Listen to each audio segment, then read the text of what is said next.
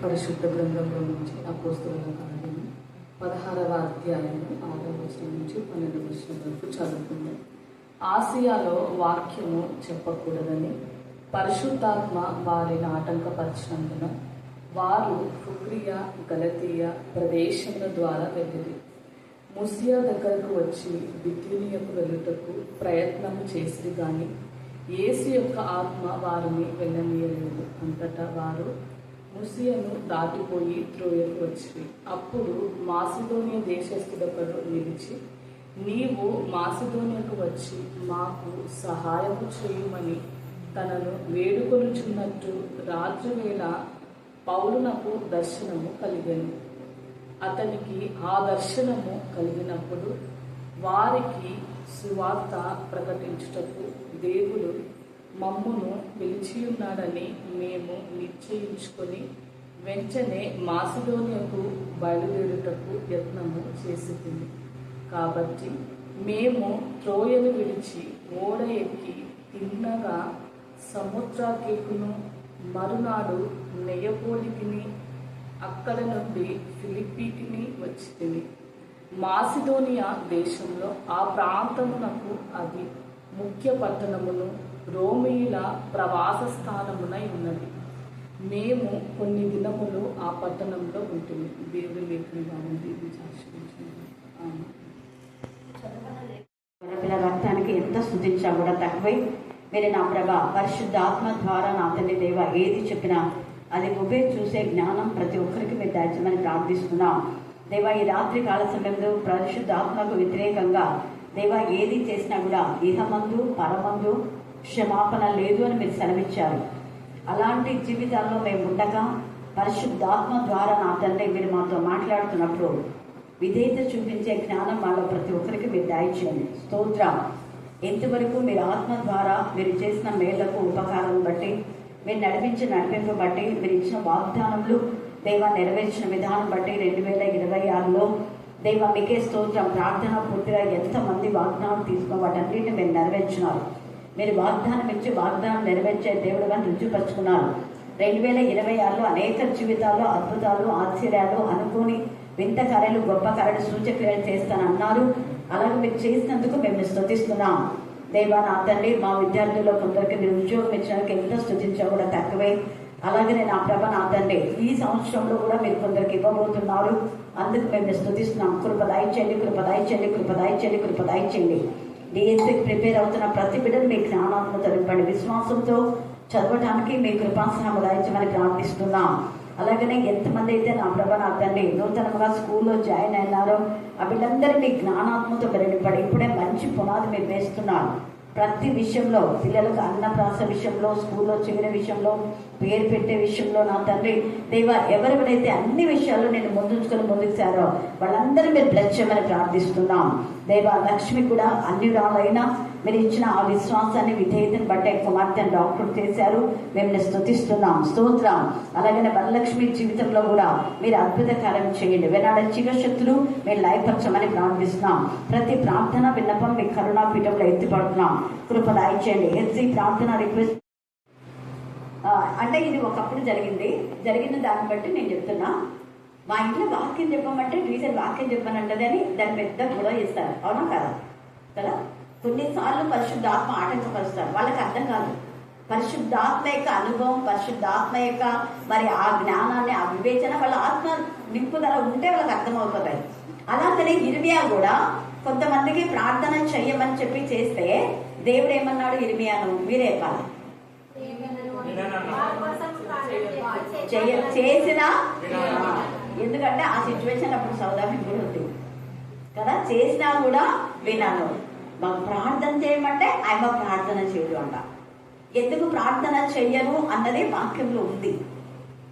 బట్టిగా నామవాసే ప్రార్థనలు కూడడం కాదు. ఇక్కడ పరిశుద్ధాత్మనే అసలు వాక్యంలో ఏముంది. మళ్ళీ ఇప్పుడు నేను ఈ వాక్యం చెప్పినా అనుకో వెంటనే కొంచెం జ్ఞానవంతులు అయితే అంటే నాలాగా వాక్యాన్ని లో చూపించి మీరు తప్పు చూడని చెప్పేవాళ్ళు. నాలాగంటే కొంతమంది కొన్ని తెలిసి చెప్పిస్తున్నారు. నేను ఫస్ట్ పరిశుద్ధాత్మ కూడా అట్లనే వాక్యం సమయమందు అసమయంలో చెప్పబడింది కదా అని అంటాను నేను.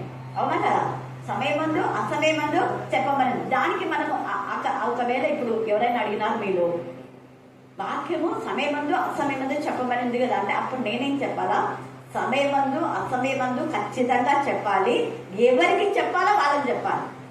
అది మళ్ళా సామెతల గ్రంథంలో ఏమని రాయబడింది? పంది ఎదుట మీ ముత్యాలను. అది దీనికి క్లారిటీ అర్థమైందా? ఆసియాలో అప్పట్లో పరిశుద్ధాత్ముడు బలవంతం చేశాడు చెప్పకూడదు అని. కానీ ఇప్పుడైతే ఆసియాలోనే ఎక్కువగా పరిశుద్ధాత్మ శక్తితో మా ఇంటికి హెద్దా బయట వచ్చానామె ఎప్పుడు టన్స్ అయ్యి ఆమె ఊరికే మాట్లాడు ఎప్పుడు కూడా అంటే నడుస్తూనే టన్స్ బేరిక దాషికి బాగా సాస్మహ మనకి ఇది మా సాస్మహకి ఇది బహు మంచి షాలో వేరే తుంటు అని సాస్మహకి తుష్మిక జూమే బేకే మోనా సాస్మహకి తుషికి బవరం తకుందో ఆనంద ఆనంద ఇది ఇమేలే నార్వన్స్ మేకి తుషికి బవన్స్ మేకి తుషి ప్రైజ్లా. ఇలాగా ఆమె టన్స్ లో మాట్లాడుకుంటానే సలోమి అని ఇట్లా అంటే ఆ టన్స్ మాకు అర్థం కాదని ఇలా వెలిసేది. తర్వాత రూబేన్ మా అన్న ఉన్నాడు కదా, అన్నను టన్స్ లో మాట్లాడుకుంటానే మేము వచ్చిన తర్వాత మళ్ళీ ఇంగ్లీష్ లో ట్రాన్స్లేట్ చేసి మాకు చెప్తారు. అంటే అంత పవర్ఫుల్ వెపన్స్ ఉన్నారు ఆసియాలో. తర్వాత ఇంకో కొరియాలో పాలు అంగించో తెలుసు కదా మీకు, అది కూడా ఆసియా ఖండంలోకి వస్తుంది. అక్కడ ఆయన దగ్గర ఇప్పుడు దాదాపు 3 లక్షల మంది ఉంటారు. ఎప్పుడు? నాట్ ఓన్లీ సండే వేరుకుంటాం. ఫస్ట్ లో ఆయన ఎంత 50 మెంబర్స్ తో స్టార్ట్ చేసినాడు. 4 to 6 o'clock వరకు ఉంటుంది ప్రేయరు. అయితే ఆ వర్షము మంచు కురిచినా కూడా వాళ్ళు వచ్చేవాళ్ళంట. హల్లెలూయా హల్లెలూయా. అక్కడ వాళ్ళెవ్వరు ఇళ్లకు తాళం అయ్యేది, ఓపెన్ గానే ఉంటాయి. ఎందుకంటే వాళ్ళంతా వాక్యానికి ఉదయం చూపిస్తారు కాబట్టి ఒక్కడి వస్తువు దొంగలుకోకూడదు అన్న ఆలోచన వాళ్ళకి. ఒకవేళ పొరపాటున ఏదైనా తెచ్చినా ఉదయం తెస్తే రాత్రి వరకు ఉండకూడదు. అది వెంటనే వాళ్ళకు ఇచ్చేసేలా. నేను అందుకే ప్రెజర్ చేస్తాను, ఇది వేరే వాళ్ళకి తీసుకోపోని. అది నేర్చుకున్నారు అక్కడ వాక్యం సారంగా.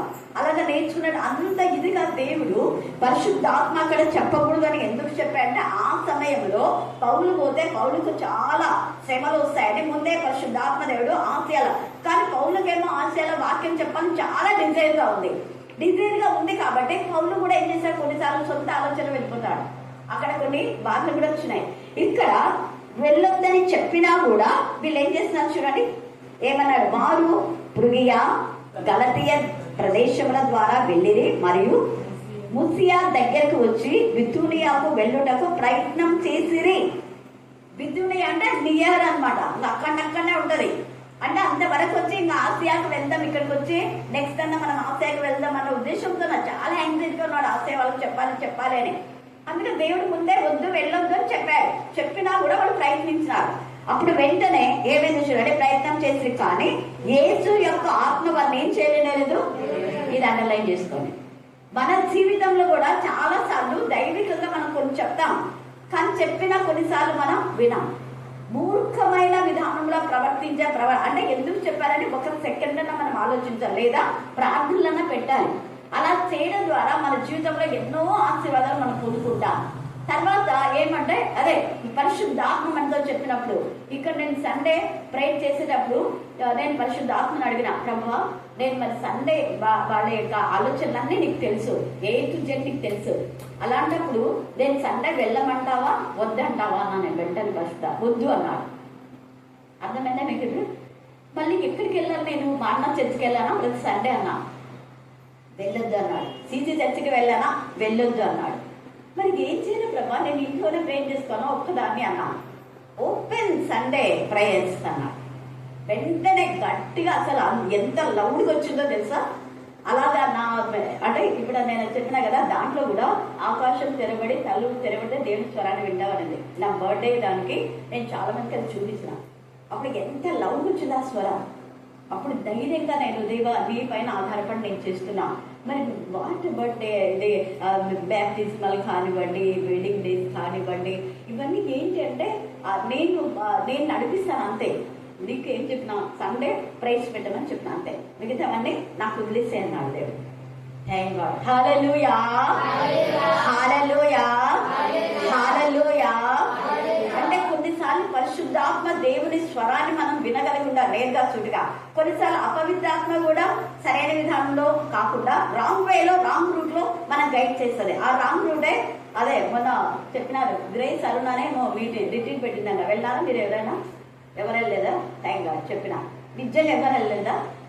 దేవుడు నాకు తెలియదు మీరు వెళ్ళండి, కానీ నేను చెప్పిన నా దగ్గర పరిశుద్ధాత్మ పొందిన పిల్లలు మాత్రం రారు ఆ రిట్రీట్కు. కావాలంటే చూడు షకీలా అన్న, షకీలా అక్క నేను ప్రేయర్ అయిపోతే ఇక్కడికి వచ్చి ప్రేయర్ చేసుకుంటే నువ్వు రావద్దు, నువ్వు అసలు ఆ రిట్రీట్కి పోయిన తర్వాత ఇంకో రోజు రాగానే అక్కడికి వెళ్తే రావద్దు. ఎందుకంటే నేను చెప్పిన రత్న వాళ్ళది ఇంకా కొంతమందికి తెలీదు. అవునక్క నాకు తెలియదు అక్క, తెలియకుండా నేను డబ్బులు కూడా ఇచ్చినానంటే ఆమె అంతా మనీ మైండే, డబ్బులు అడుగుతుంది, అడిగింటే అవునక్క అంది వెంటనే.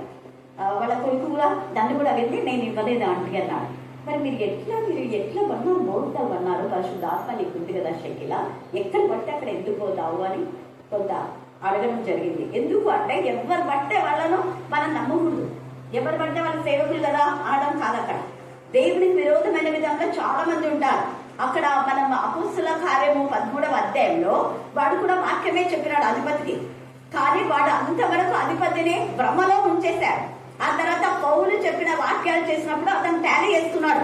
పౌలు వాక్యం ఏంటి, ఈ గారడి వాడి వాక్యం ఏంటని తెలుసుకొని అతను బాగా విశ్వసించేసరికి ఈ యొక్క గారడి వాడిని గద్దించాడు పౌలు. ఎదుటనే గద్దించాడు, నువ్వు కప్పటమైనటువంటి ఆలోచన కలవాడు, దేవుని తిన్నని మార్గం చెడగొట్టుగా మానవ. దేవుని మార్గం అంటే పరిశుద్ధాత్మ ద్వారా ప్రేరేపింపడి చెప్పే వాళ్ళని ఎవ్వరు కూడా అడగపరచకూడదు. అలా చేస్తే ఇక్కడ క్షమాపణ ఉంటుంది, అక్కడ క్షమాపణ ఉంటుంది. ఇక్కడ పరిశుద్ధాత్మ ద్వారా చెప్పబడినా కూడా వాళ్ళు ఎందుకు ఆ ప్రేరేపణ ఉంది కాబట్టి చేశారు. వెంటనే యేసు యొక్క ఆత్మ అని రాయబడింది.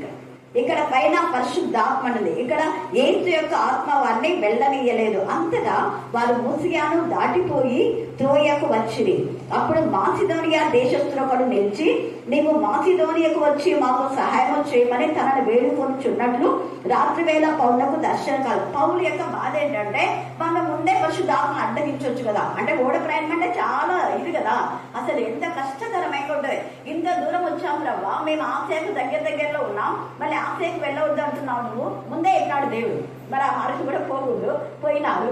ఇప్పుడు ఏంటి, ఎందుకు వచ్చాము, మరి అక్కడనే దేవుడు ఆటంకపరచుకోవచ్చు అన్న విధానంలో వస్తాయి. మనం కూడా ఆత్మ పొందినప్పుడు మళ్ళీ ఎందుకు ఇది ఇలా జరిగింది, అది అలా జరిగింది అనేది మనకు వస్తుంది. అలాంటప్పుడు వెంటనే ఒక వ్యక్తి కళలో దేవుడు పౌలుకు చూపించాడు, ఇక్కడ రావడం రైట్ వేనే, కాకపోతే నేను ఆశకు వెళ్ళవద్దన్నాను కానీ వేరే ప్రాంతం చెప్పలేదు కదా అని అనేసి ఇక్కడ వెంటనే దర్శనం ద్వారా, అంటే ఈ మాసిదోనియా వ్యక్తులు ఇలాగ చెప్పొచ్చు, మేము పౌలుని పిలవలేదు, పిలవకపోయినా పౌలు మా దగ్గరికి వచ్చినాడు అనే ఉందా లేదా. ఎందుకంటే ఇక్కడ దేవుడు చెప్తున్నాడు దర్శనంలో కలిగింది, అంటే దే డోంట్ నో, అక్కడ అతనికి తెలియదు, ఎవరు మాసిదోనియా వ్యక్తికి తెలియదు. ఒకవేళ అతను డిజైర్ కలిగి ఉండొచ్చు మేబీ, కానీ పౌలుతో డైరెక్ట్గా వచ్చి మాట్లాడాల, మా ప్రాంతానికి వచ్చి వాక్యం చెప్పని మాట్లాడలేదు. ఒకవేళ పౌలు అక్కడికి వెళ్ళి వాక్యం చెప్పడానికి వెళ్ళి, నాకు మాసిదోనియా వ్యక్తి ఇలాగొచ్చి వాక్యం చెప్పమంటే, అయ్యగారు నేను ఎప్పుడు చెప్పినా అనే అవకాశం ఉంది, అవునా కదా. నేను ఇప్పుడు చెప్పినా, నువ్వు చెప్పలేదు, కళలో నువ్వు చెప్పావని.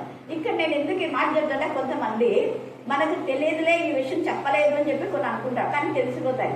ఎలాగ అంటే నిన్న అక్కమ్మక్క సాక్ష్యం చెప్పింది ఒకటి, ఏమని చెప్పిందంటే, నువ్వు చెప్తావే చెప్పు, నేను జరిగే విషయాలు చెప్తా, జరగని చెప్పవు కదా, చెప్పి ఏం చెప్పింది, బాగా జరిగింది, ఇంకా నిశ్చితార్థము బాగా జరిగింది, మిమ్మల్ని ఎవరిని పిలవలేదు, క్షమించండి నేను అక్క. కానీ అక్కడ నిశ్చితార్థం జరిగే ముందే నేను అఖిల్తో మాట్లాడినా, ఇండైరెక్ట్ గా పవన్తో కూడా మాట్లాడినా, ఇంకా అది ఇంకా అదైనాక మాట్లాడదలే మేడం అని అన్నాడు పవన్ కూడా. అంటే ఇంకా వాళ్ళ ఒప్పుకొని మేము పోయి వాళ్ళు చూసి వీళ్ళు చూసి ఏమో ఉంటాయి కదా మీకు అంతా అవన్నీ. అవి నేను 12వ తేదీ రాత్రి అప్పుడు రాత్రి నేను మాట్లాడినా, శుక్రవారం రాత్రి.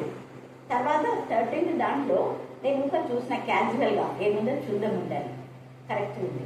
హల్లెలూయా హల్లెలూయా. అంటే కొన్నిసార్లు మనం ఇతరులకు చెప్పకపోయినా దేవుడు మన గురించి ముందే తెలియజేస్తాడు. ఇక్కడ ఎందుకు ఇదే టైంలో ఇది వచ్చిందంటే మీ లైఫ్ లో కూడా ఇలాగ జరిగి ఉండవచ్చు, అర్థమైందా. మీకు ఒక డిజైర్ ఉండదు, కానీ ఆ డిజైన్ ఇంకొక విధానంలో దేవుడు మార్చే విధానం ఉంది. పౌలుకేమో వాక్యం చెప్పాలని చాలా కృష్ణ ఉంది, అయితే ఆశయాలు చెప్పకపోయినా ఇంకొక చోట చెప్పడానికి దేవుడు ఏం చేస్తాడు, ద్వారాలు తెలుస్తున్నాడు. అంటే ఆశ గల ప్రాణం దేవుడు ఏం చేస్తాడు, మళ్ళీ చెప్పాలా,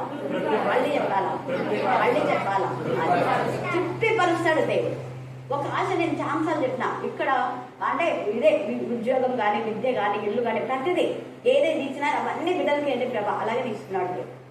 దేవునికి మహిమకరమైన విధానంలో మనకు ఒక ఆశ ఉన్నప్పుడు, ఇక్కడ వీళ్ళందరూ బ్లెస్సెడ్ కావాలని ఆశ ఉన్నప్పుడు దేవుడు అలాగా ఏదో ఒక విధానంలో వాళ్ళని బ్లెస్ చేసుకునే వెళ్తాడు. ఇక్కడ పౌలు ఆశను దేవుడు నెరవేర్చినాడు. ఎంత గొప్ప కృప అంటే, నాకు తెలిసి కళ ఎందుకు వచ్చింది అంటే, పౌలుకు బాధపడి ఉంటాడు. ప్రభా నేను ఎంత ఇదిగా ఆసియాలో వెళ్ళి వాక్యం చెప్పాలంటే నువ్వు వద్దన్నా వారు ప్రభా ఏం చేయాలని ఏం చేస్తాడు. ఇంకా అప్పుడు వెంటనే దేవుడు ఈ విధానంలో దర్శనం చూపించాడు. చూడండి, వారికి సువార్త ప్రకటించడానికి దేవుడు మమ్మల్ని పిలిచిండాన్ని మేము ఇప్పుడు ఏం చేసుకున్నారు, ఇంకా నిశ్చయం చేస్తున్నారు. ఓహో ఇది నిశ్చయం, అందుకే నిశ్చితార్థం అంటాం మేము. మీరు ఏదో తాంబూలం అంటారు, మాకు తాంబూలం అంటే అసలు అర్థం కాల. ఫస్ట్ లో శాంతి తాంబూలం ఉందంటే అసలు ఎంగేజ్మెంట్ తెలుసు, నిశ్చితార్థం అనేది తెలుసు, ఇంకా అదే తిరుగు పెళ్లి మరల పెళ్లి అంటారు కదా, రిసెప్షన్ వెడ్డింగ్ డే అంటాం. కానీ నాకు అసలు అర్థం కాల. తాంబూలం అంటే ఏది తాంబూలం బాబా అనుకున్నాను. ఎంత తాంబూలం అంటే నేనేమనుకున్నా, నా దృష్టిలో ఈరోజు తాళి కడతారా నా వెంటనే అంటే తాంబూలం అంటే అదేనేమో అని 3 భాషలో ఈరోజు తాళి కట్టేస్తారు అంత తొందరగా అన్నా. నేను కాదక్క చెప్పింది, తర్వాత ఏదో చెప్పిందిలే, దేవుడికి స్తోత్రం. అలాగా కొన్ని భాష ఇదిలో ఉంటాయి. ఇక్కడ దేవుడు నిశ్చితార్థం అనే విషయంలో నిశ్చయము, అది మనం కూడా నిశ్చితార్థం చేసుకోవాలి దేవుడితో. ఏమని చెప్పాలి? లోకంలో జరిగేవన్నీ దేవుడితో ఉండాలి, సంఘంతో ఉండాలి. ఏమని నిశ్చితార్థం చేసుకోవాలి దేవుడితో చెప్పాలి త్వరగా. ఇంత సింపుల్ క్వశ్చన్ అడుగుతున్నా నేను. నిశ్చితార్థం అంటే ఒప్పందం, అర్థమైందా? తాంబూలం అంటే ఒప్పందమే, అంటే 2 కుటుంబాలు ఒప్పుకున్నారు కాబట్టి మాకు ఇది ఇష్టమేది చెప్పడానికి అది ఒక సూచన అంతే. అలాగా మనం కూడా ప్రభా బ్యాప్టిజం తీసుకున్నప్పుడు ఒక ఒప్పందం చేసుకుంటాం. ఫలానా రోజు వస్తామని. చాలా మంది ఒప్పందం చేసుకునే ఫ్రైడే ఖచ్చితంగా వస్తానని. ఒక ఫ్రైడే రాకపోతే వాళ్ళ ఆయనకు పాము కుట్టింది, తేనె కుట్టింది, కూడా రోగం వచ్చింది, అది ఇది అని చెప్పి రత్న వాళ్ళమ్మ ఇంత సాక్ష్యం చెప్పింది.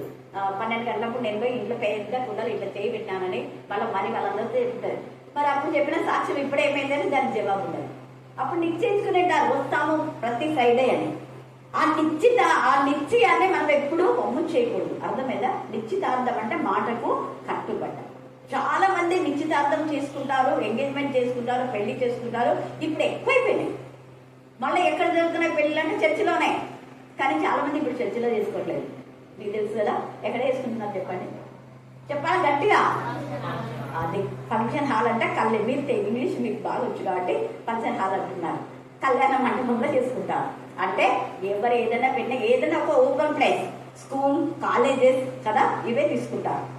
అలాగనే ఇంకా వేరే చర్చ్, మా అన్నలు కూడా Gibson church, CC church members అన్నవాళ్ళు ఎక్కడ బ్యాప్టిజం తీసుకున్నారు. బ్యాప్టిజం తీసుకున్న చోటనే పెళ్లి చేసుకోవాలనేది లేదు. ఉందా ఇక్కడ? ఉందా? ఇప్పుడు మేరీ ఇక్కడ బ్యాప్టిజం తీసుకుంది, మేరీ పెళ్లి ఎక్కడ జరిగింది? ఎక్కడ చెప్పమ్మా? కటేపల ఇక్కడ జరిగిందా? నీ పెళ్లి లేదు కదా. అది నేను బ్యాప్టిజం తీసుకుంది అక్కడ కర్నూలు. మరి ఇక్కడ మేము ఎందుకు వచ్చినా ఇవన్నీ కూడా దీంట్లో చాలా అర్థాలు ఉన్నాయి. అంటే దేవుడి యొక్క ప్రణాళిక అలా ఉంటాయి. ఆ ప్రణాళిక మేరకే మనం వెళ్ళిపోవాలి. ఇక్కడ వెంటనే మాసిదోనియకు బయలుదేరుటకు యత్నము చేసిదిమి. ఇంకా ఎప్పుడైతే ఈ దర్శనం వచ్చిందో పౌలు వెంటనే ఆలస్యం చేయలేదు, ధైర్యం చేసి ఇలా వచ్చాడు. తర్వాత చూడండి వాళ్ళు ఏమైంది 11వ వచనంలో, కాబట్టి మేము త్రోయను విడిచి ఓడ ఎక్కి తిన్నగా సముద్రకేకు మరునాడు నేపోలికి అక్కడి నుండి ఫిలిప్పికి వచ్చింది. మాసిదోనియా దేశంలో ఆ ప్రాంతంలో అది ముఖ్య పట్టణం. అది అక్కడ ఆ ప్రాంతం ముఖ్య పట్టణం కాబట్టి దేవుడు వాళ్ళు అడిగిన దానికంటే ఊహించిన దానికంటే ఎక్కువనే చేశారు. ఈ రాత్రి కాల సమయంలో నువ్వు అడిగిన దానికంటే ఊహించిన దానికంటే ఎక్కువ మేలు చేయగల సర్వశక్తివంతుడు. వీళ్ళకు ఎందుకు ఇక్కడ వాళ్ళు వద్దు అన్నా అంటే అక్కడ వాళ్ళంతా కూడా చాలా బాధ పెడతారని తెలుసు, ఇక్కడ కూడా బాధ పెడతారని తెలుసు దేవుడు. కానీ ఇక్కడ కొంతమంది డిజైర్ కలిగి ఉన్నారు. ఎవరైనా యేసుప్రభు శిష్యులు వచ్చి మాకు వాక్యం చెప్పింటే బాగుంటారు, వాళ్ళు బాగా ఆశ కలిగి ఉన్నారు. ఎప్పుడు ఆ ప్రాంతం వలసపోయి లేదా ఏదైనా కొనుక్కోవడానికి వెళ్ళి అక్కడ దేవుని బిడ్డల పేతురు, యోహాను వీళ్ళు వాక్యం చెప్పినప్పుడు వినింటారు. మరి వాళ్ళంతా దూరం రావాలంటే ఒకవేళ ఇది కావచ్చు, వాళ్ళకి పిలవాలన్నా వీళ్ళకు తొలగకపోయి ఉండొచ్చు మేబీ. కానీ వాళ్ళకి డిజైర్ ఉంది, మేము అక్కడ వాక్యం విన్నాం కదా, ఎక్కడో చోట వినింటాం, మనం విన్నటువంటి వాక్యాన్ని వినాలని. దినకరణ అనుకున్న వాక్యం విని మా ప్రాంతం వచ్చిందే బాగుంది, మేము ఇప్పుడు గుంటూరు వెళ్ళాం. తర్వాత కర్నూలు చాలాసార్లు వచ్చాం. హల్లెలూయా, హల్లెలూయా, హల్లెలూయా. ఇట్లా అందుకని ఏం చేస్తున్నాడు, విశ్రాంతి దినమున గవిని దాటి నదీ తీరమున ప్రార్థన చెరువును అనుకొని అక్కడికి వచ్చి కూడి వచ్చిన స్త్రీలతో మాట్లాడుచుంటివి అంటే అక్కడ పురుషులు లేరు, ఎవరున్నారు? మళ్ళీ చెప్పాలా స్త్రీలకు ఎంత ఆసక్తి చూడండి. ఈమె లుదియా అనేట ఆమె ఎంత మంచి వ్యాపారస్తురాలు. ఇదంతా మనం ఎక్కువసారి చదువుకుందాము. ఈ మాసిదోనియాలో ఎంత ఆసక్తి కలిగి ఉన్నారో వీళ్ళు వస్తే వీళ్ళను ఎంత బాధ పెట్టినారంటే ఇక్కడ 19 నుంచి మీరు 23 దాకా చదివితే చాలా బాధ గురి చేశారు వీళ్ళు. చూడండి ఇక్కడ వాళ్ళని ఏం చేశారు, రాళ్లతో కొట్టి 22వ వచనం. అప్పుడు జన సమూహము వారి మీదకి ఎలాగంట, దొమ్మిగా. ఎంత ఇది చూడండి, ఇది ఇలా అంతా ఈ ప్రాంతంలో ఉంటుందనే దేవుడు ముందే చెప్పాడు. ఆసియాలో ఇంకా భయంకరపడ చెప్పి అక్కడికి ఇప్పుడు వద్దు అని చెప్పి ఆటంకపరిచినాడు. దేవుడు ఏదైనా చేస్తుంటే మన మేలు కోసమే చేస్తారు. పౌలుకేమో డిజైన్ ఉంది వాక్యం చెప్పాలని, కానీ ఆయన డిజైన్ ఇలా ఫుల్ఫిల్ చేయాలనుకున్నాడు.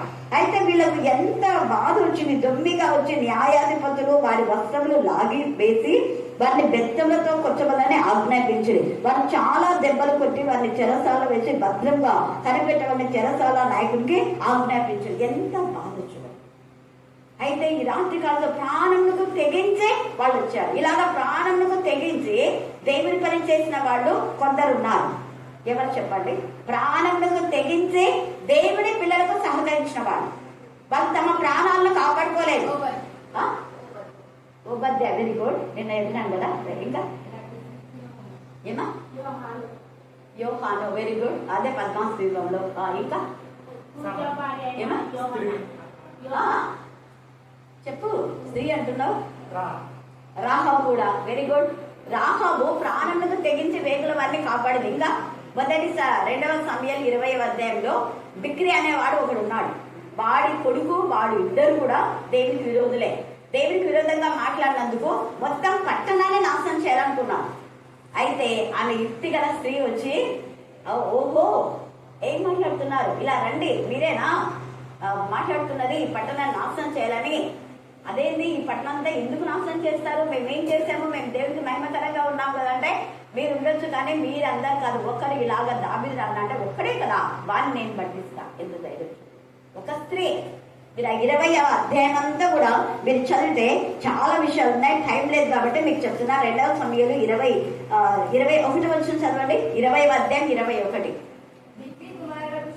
బిక్రీ కుమారుడు శెబ, శేబ కాదు శెబ, మన్యపు వాడు. ఎఫ్రాయిము మన్యపు వాడు. ఒకడు రాజైన దావీదు మీద ద్రోహము, అది పరిశుద్ధాత్మకు వ్యతిరేకంగా ద్రోహం చేసి ఉన్నాడు ఒకడు. అది మీరు వారిని మాత్రం అప్పగించండి, నేను మీ పట్టణం వదిలికి వెళ్తాను అంటే ఆమె ఏం చేస్తుంది, వెంటనే వాడి బిడ్డ మీదకి ఎక్కి వాడిని తల పగలగొడుతుంది, కిందికి పడేస్తుంది. 22 వరకు మీరు చదువుకోండి. 22 చదువు. తాను యోవా, ఆమె యుక్తిగల స్త్రీ కాబట్టి యుక్తిగా మాట్లాడింది. యుక్తిగల మాటలను జనులందరికీ తెలియచేయగా బిక్రీ కుమారుడు షెబా యొక్క తలను ఛేదించి యోవాబు దగ్గరికి పడవేసిన. చూసారా, పరిశుద్ధాత్మకు వ్యతిరేకంగా చేసిన వీరికి ఎంత వచ్చింది చూడండి. అనవసరంగా దావీదు ఎంత మందికి మేలు చేసినాడు.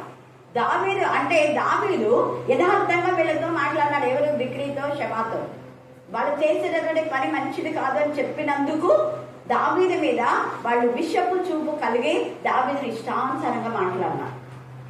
దావీదుని మాట్లాడినందుకు దావీదుకి ఏం కోపం రాలేదు, దావీదుకి ఏం బాధ లేదు. 10వ వచనంలో చూస్తే అబ్షాలోము కంటే వీళ్ళు చాలా డేంజర్ అని వాళ్ళు ఎవరు ఇక్కడ సెరూయా కుమారులు విని వాళ్ళు వచ్చినారు. వాళ్ళు ఎవరైనా దావీదు మీద ఏమన్నా అంటే ఎంత ఒంటికాల మీద వేస్తారు, ఇక వాళ్ళు ఇప్పుడే తప్పేద్దామా అనే తట్టుకుంటాం. షిమి అనే వాడిని కూడా వద్దు, వాళ్ళు చెప్పింది వాడిని అలా అనని, వాడిని అన్నమని దేవుడు వాడు చెప్పాడేమో, తర్వాత వాడు అన్నవన్నీ నాకు బ్లెస్సింగ్స్ ఉంటాయి అన్నాడు. హల్లెలూయా, హల్లెలూయా.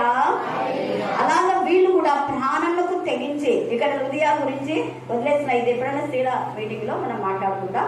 కాబట్టి ఈ రాత్రి కాల సమయమందు రాహాబు కానివ్వండి, యుక్తి గల ఈ స్త్రీ కానివ్వండి, తర్వాత ఎకెబేదు కానివ్వండి, వీళ్ళందరూ కూడా, ఇంకొక ఆమె ఉంది అక్కడ తెకోవా స్త్రీ, ఆమె కూడా ధైర్యంతో రాజు దగ్గరికి పోయి మాట్లాడతాయి. తర్వాత యాయేలు దెబోరా ఇక మరి సిసేరాను మేకుతో కొట్టి చంపుతుంది. ఆ సమయంలో వాడు లేచినాడంటే ఆమె ప్రాణాలు పోతాయి, కానీ ధైర్యం చేసింది. అలాగనే ఎస్తేరు ప్రాణాలను తెగించి దేవుని ప్రజలను కాపాడుకుంది. ఈ రాత్రి కాల సమయమందు మీరు వేరే వాళ్ళ కోసం తెగించొద్దు ప్రాణాలు, కనీసం మీ ఇంట్లో వాళ్ళ కోసం. మీ ఇంట్లో వాళ్ళకి రక్షణ పొందినావు, ఒక్క ఆత్మనైనా తెచ్చావా దేవుడు అడుగుతాడు. వీళ్ళు ఇక్కడ పౌలంతా ఆత్మల భారం కలిగి వీళ్ళకి ఈ విధానంలో గొడవ మరి తల్లు తింటున్నారు. వాళ్ళు రక్షణ పొంది ఒక్క ఆత్మని తెచ్చావా, ఆత్మ కష్టంగా చేస్తారు. ఎన్ని ఆత్మలు ప్రభులోకి నడిపించాం. నరకంలో పోవలసిన మనల్ని దేవుడు రక్షణలోకి నడిపిస్తే మనం ఒక్క ఆత్మనైనా ప్రభులోకి నడిపించవలేదు. అనేక మంది అన్యజనుల మధ్య మనం ఉంటాం, ఎంతో మంది స్నేహితులు ఉంటారు, ఎంతోమంది బంధువులు ఉంటారు. వాళ్ళలో ఎవరికి చెప్పి మనం దేవుని సన్నిధికి నడిపించాము అని దేవుడు లెక్క అడుగుతాడు. లెక్క మనం సరి చూసుకోవాలి, త్రాసులో చూస్తాడు. ఆ త్రాసులో తెలిపోయే విధానంలో ఉండదు. దేవుడు ఈ లేఖన భాగాన్ని దీవించి ఆశీర్వదించుగాక. ఆమేన్ ఆమేన్ అన్న ప్రార్థన మనమ్మ మనల్ని ప్రార్థన నడిపిస్తారు.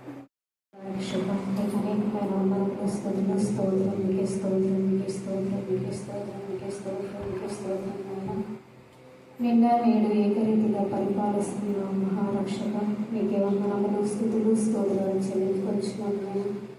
దయగల తండ్రి, దయాపాత్రాలను దీవించి ఆశీర్వించి బలపరిచిన విధానం బట్టి కూడా నీకు వందనములు, స్తుతులు, స్తోత్రాలు చెల్లించుకొచ్చున్నాం. నాయన ఎంతవరకు నడిపించిన విధానాన్ని బట్టి కూడా నీకు వందనములు, స్తుతులు, స్తోత్రాలు. నాయన ఈ దినం చూడలేక ఎంతో మంది మట్టుకు మంది వనిపోయారు ప్రభు.